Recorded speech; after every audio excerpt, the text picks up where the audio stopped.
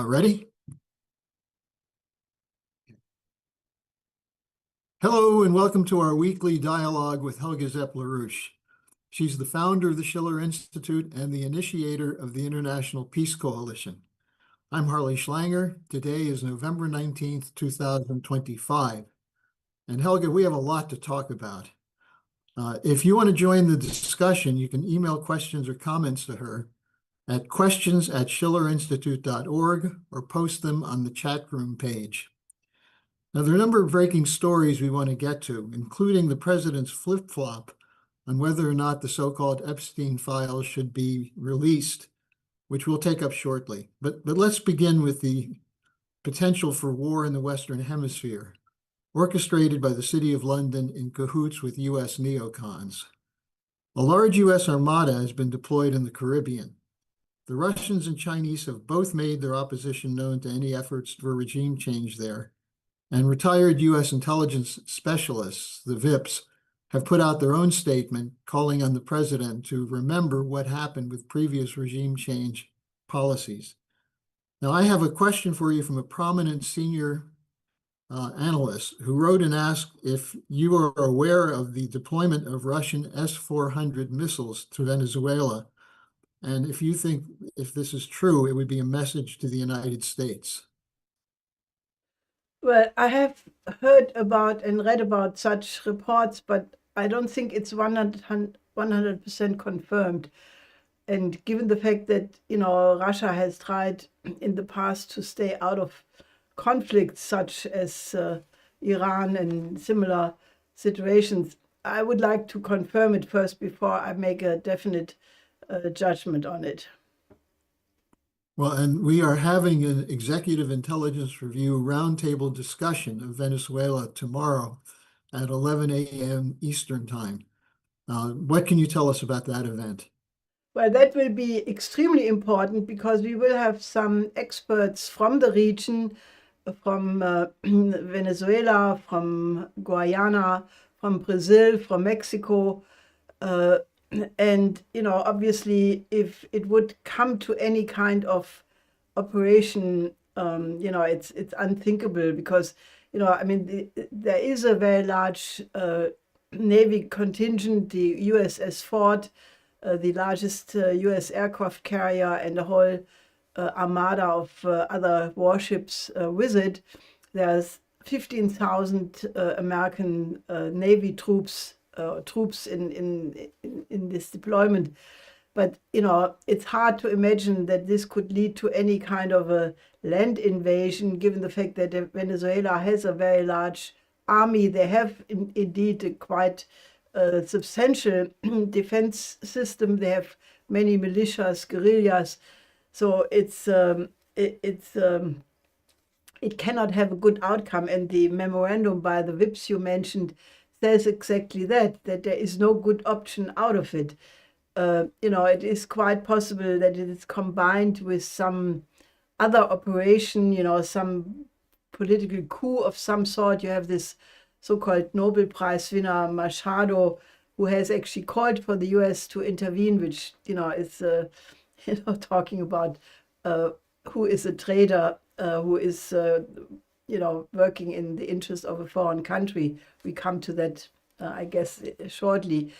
So I think it's no good option, and we will discuss this tomorrow, both, what would be the implication for the rest of Latin America, because I think this would be the biggest polarization.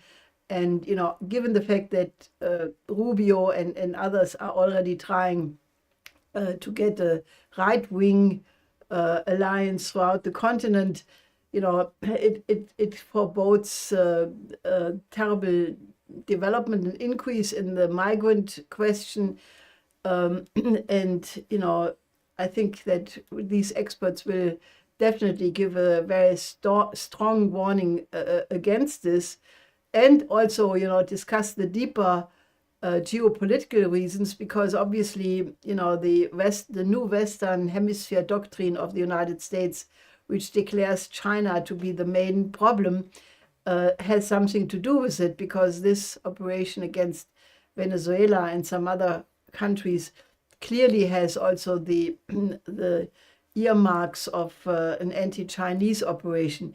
The reality is, if the United States would decide to cooperate with China on infrastructure projects like the Bioceanic Railway, like the deep sea port in Peru, the Shanghai report, which could open the entire continent for further infrastructure development, something which has been promoted since the time of Alexander von Humboldt in the 19th century, and it is an urgent question to be resolved. It could resolve all the problems, including the migrant question. So I'm sure that there will be not only a fair analysis of the situation, but also what are the advantages if one could convince the United States to cooperate with the BRICS in Latin America and not regard the Western Hemisphere as their so-called backyard, which they should dominate with military power. We're speaking with Helga Zepp-LaRouche of the Schiller Institute. Helga, there's a question that just came in. Do you think that it's possible that the Venezuela issue is done to take the focus off Ukraine, which is now in the verge of collapse? Well, that could be very much an element because the Ukrainian situation is clearly, the Russians have been making enormous progress, taking several villages and towns per week. The whole Ukraine situation is obviously also shattered by the corruption scandal, which is maybe a sign that some people want to replace President Zelensky, but it is not tenable. And in such circumstances, it very often happens, that one tries to divert attention, and so that's quite possible. That's partly the nature of permanent war. Just sticking with Ukraine for a moment, we have a couple of other questions. One, this is, I think, meant sarcastically, but someone says, so there's corruption in Ukraine? Really? Who would believe that? And that's a reference to the scandal. Yeah, I mean, it has been a talk of, the international community for years, that a large part of the monies which were robbed from taxpayers in various countries, including the United States, Germany, and others, were actually used to line the pockets of some of the oligarchs in Ukraine, including a lot of the weapons trade, which turned up in all kinds of places all over the world. So it's a sinkhole. It has been a sinkhole for a very long time. And speaking of corruption, someone asks, what about Ursula von der Leyen and Kaja Kallas, the foreign minister of the European Commission, trying to steal Russian assets being held in various European countries or take out a loan against it? Is there some way to stop this?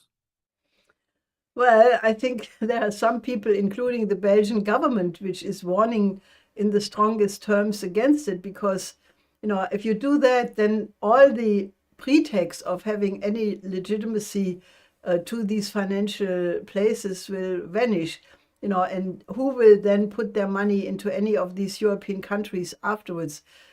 Plus, the Russians have already said that they would answer with very severe countermeasures. There are many Western assets inside Russia, which they could confiscate in return.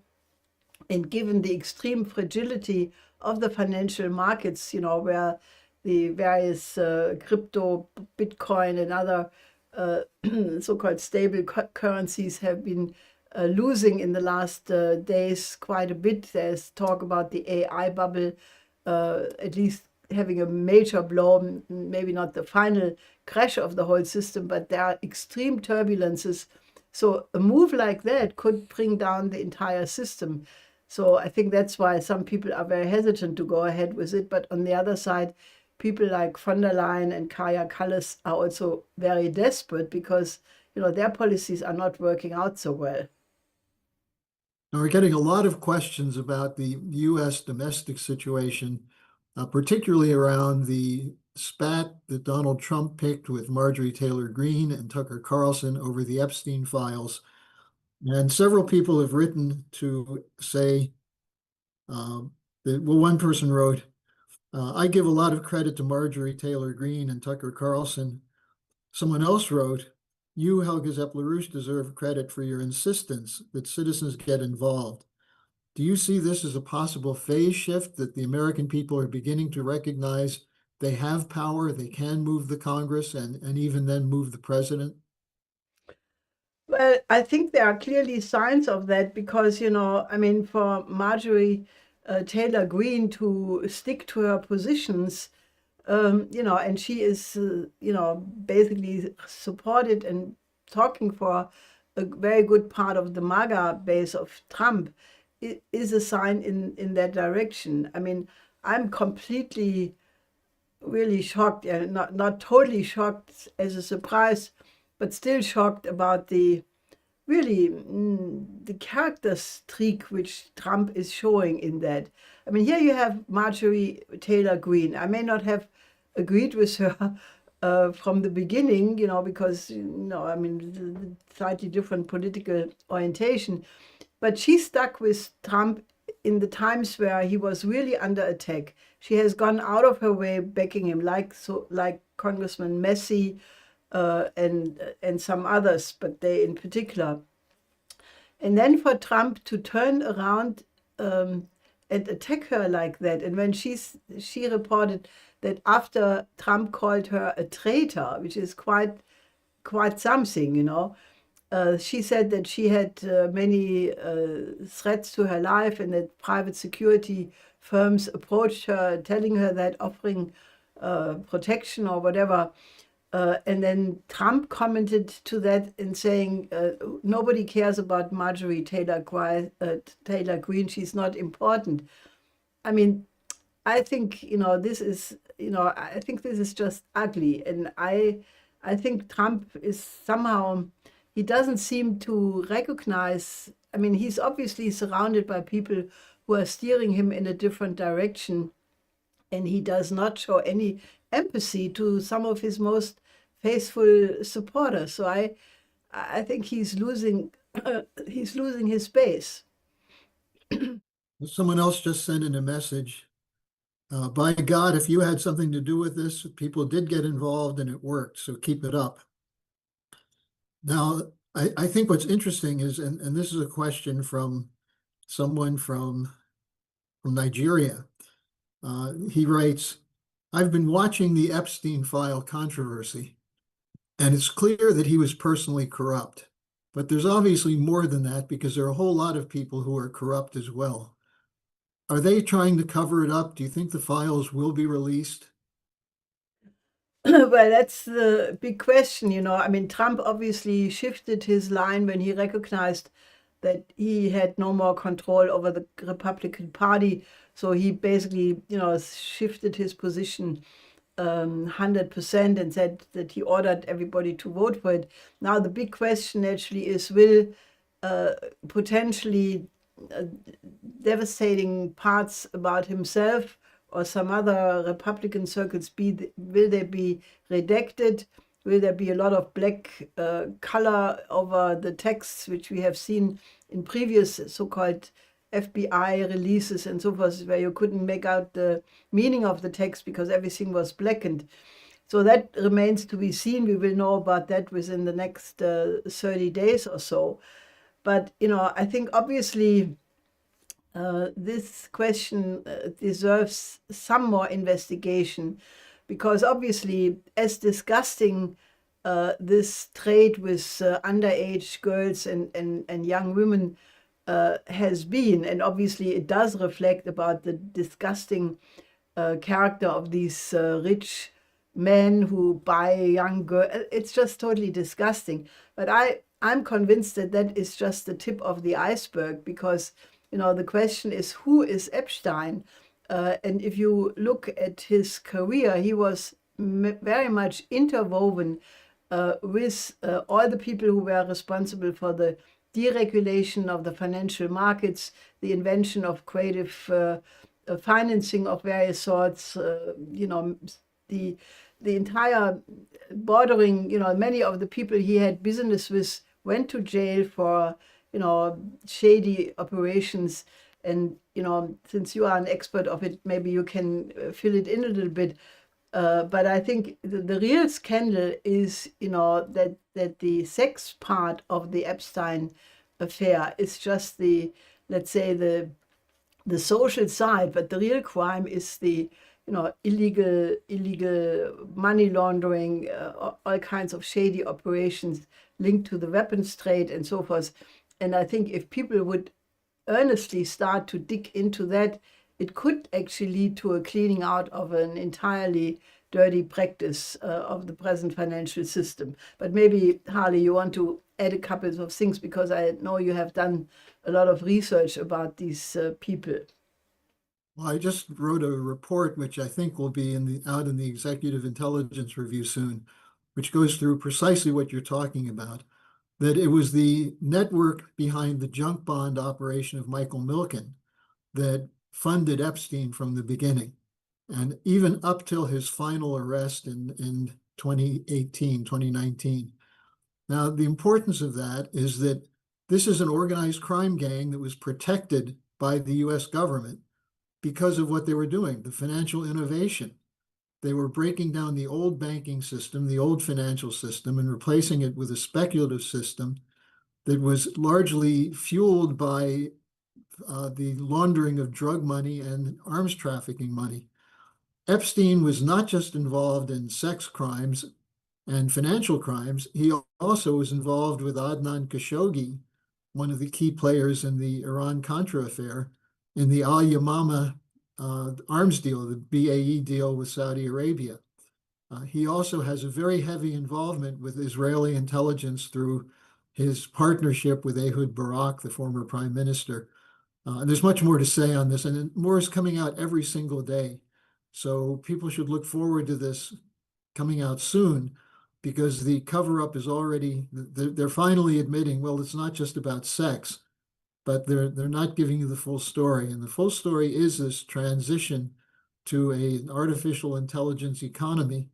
And this is exactly what your husband warned about many, many years ago. And it's ironic that people who were the backers of Epstein, many of them are part of the Anti-Defamation League organization, which slandered your husband. So this is, I think, pretty big.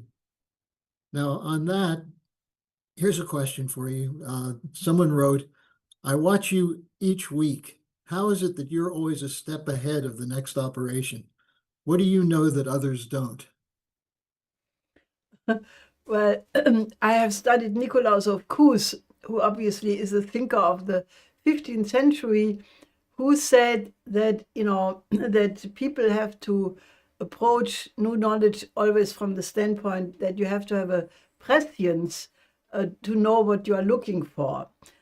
Because otherwise you find something and you don't know if what you found is what you were searching for.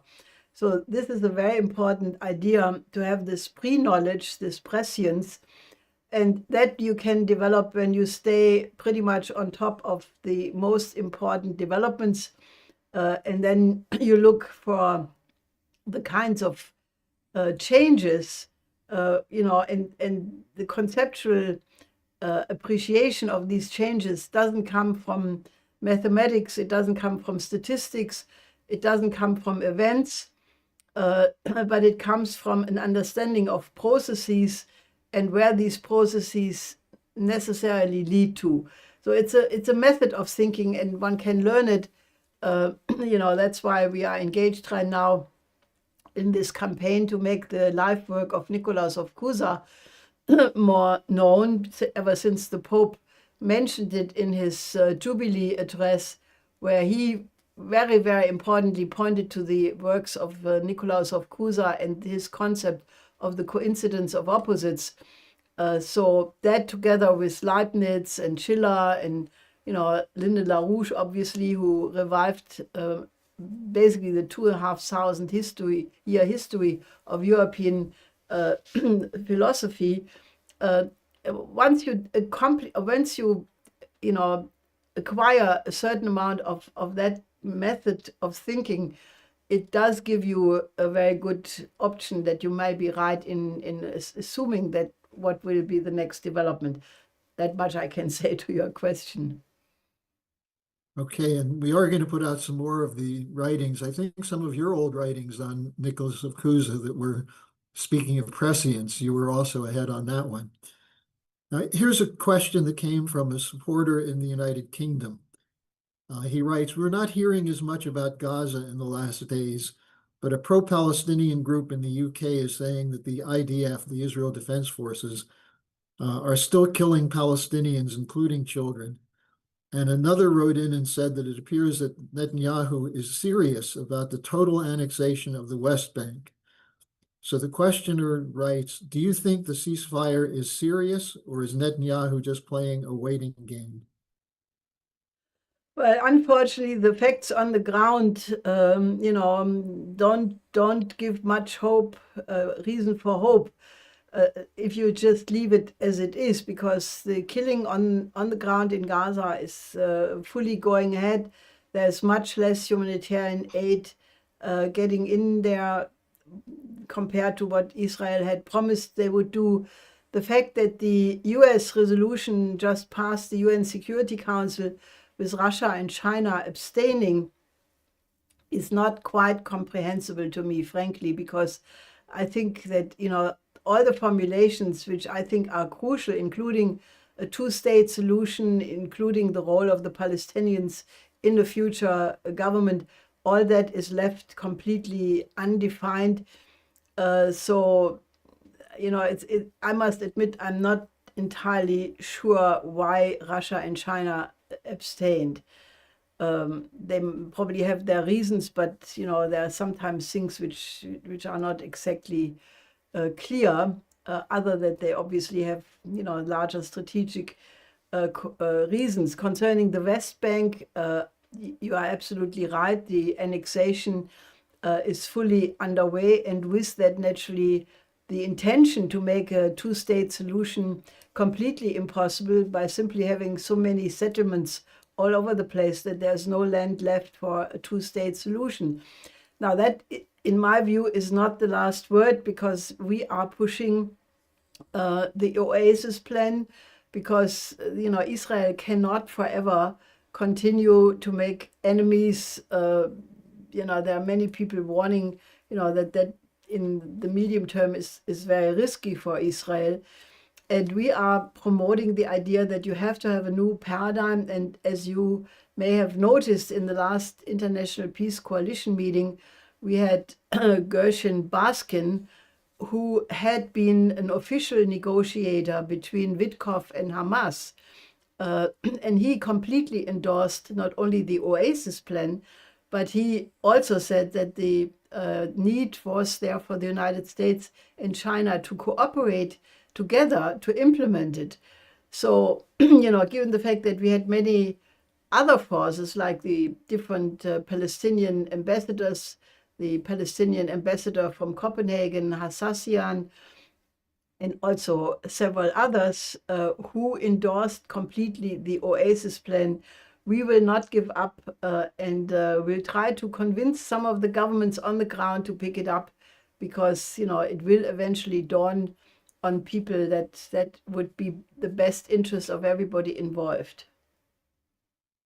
Now, there's something from a contact in Iran who said, I'd like to call your attention to the fact that Iran is now facing water shortages in key areas. And it's possible, or he said he'd like to know if it's possible that Iran could be either included in the Oasis plan or could have one of their own. He also asks if there's anything being done to prevent Netanyahu from launching new strikes against Iran. And if he did, would the US continue to back him up? Well, obviously, the Oasis plan is not limited to Israel and Gaza. But, if you look at the map, you can actually see that there is a gigantic strip of desert from the Atlantic coast in Africa, through the Sahara, Sahel zone to Yemen, Saudi Arabia, then Iraq, Iran, all the way up to the northeast of China. It's one entire huge desert. And that desert is increasing presently. So if you want to undo that desertification, one would really think about developing a whole new water system, including artificial rivers. I mean, there are various methods. One is the ionization of the atmosphere. You can tap into aquifers as a preliminary measure. And then you can develop a system of canals by desalination of large amounts of ocean water.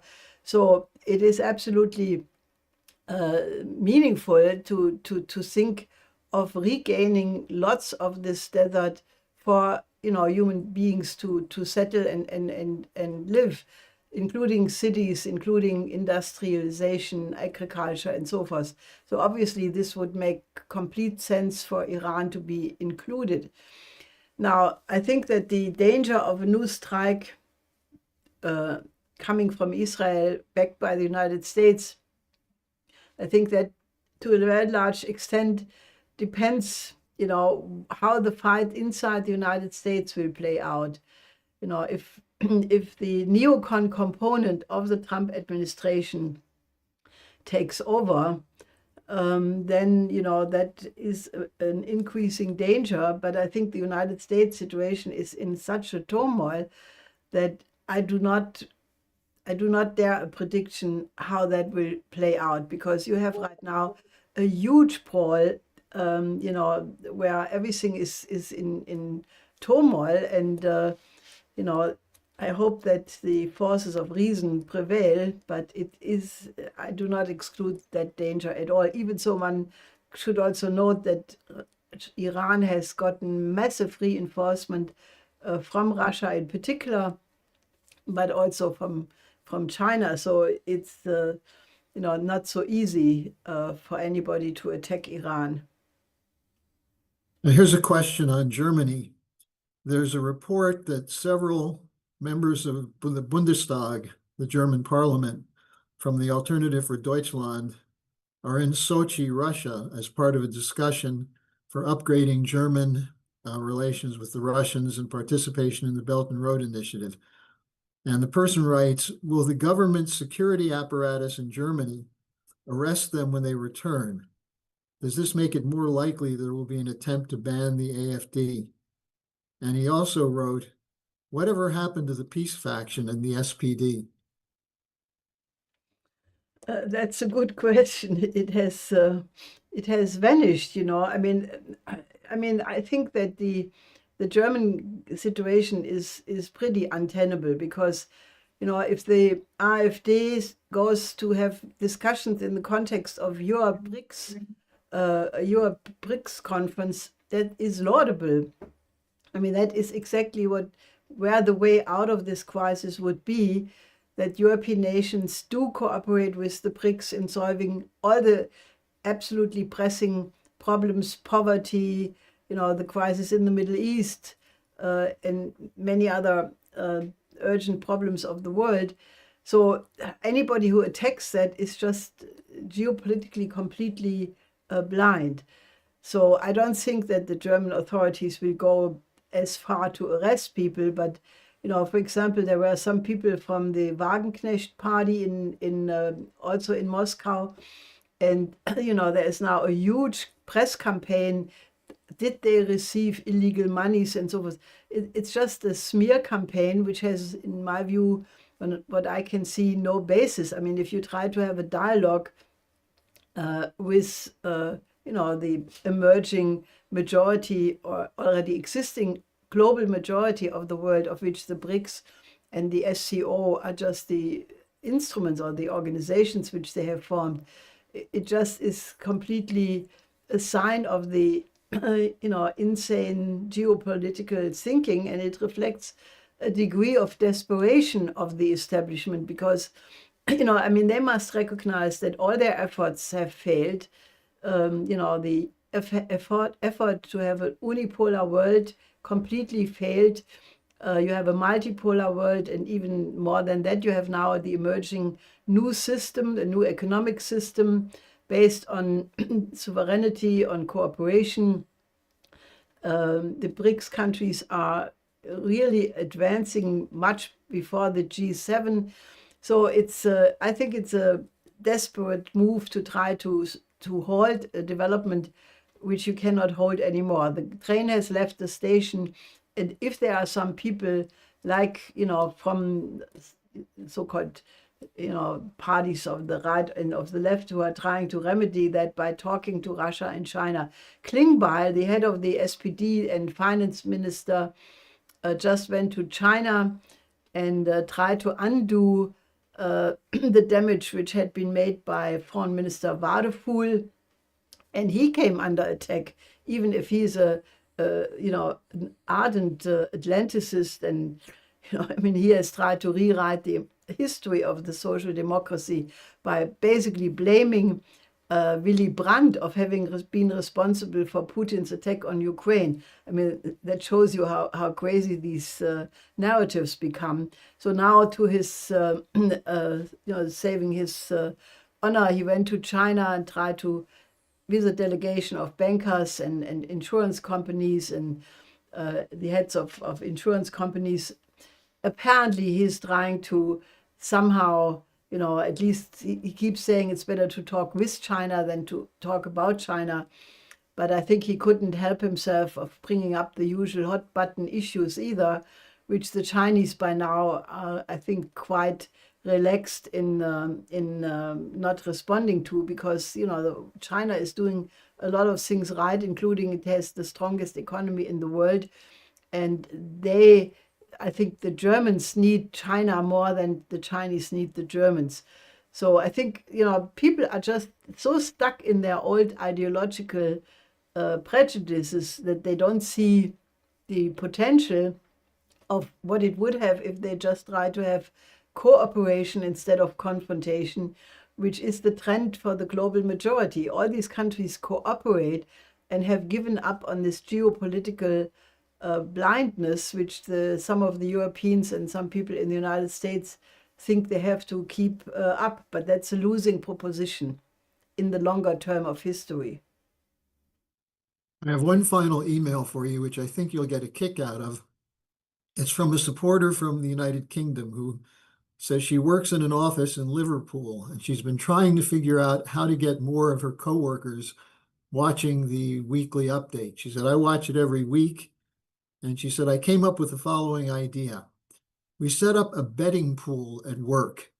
Which of the E3 leaders will be the first one out? Macron, Starmer, or Merz?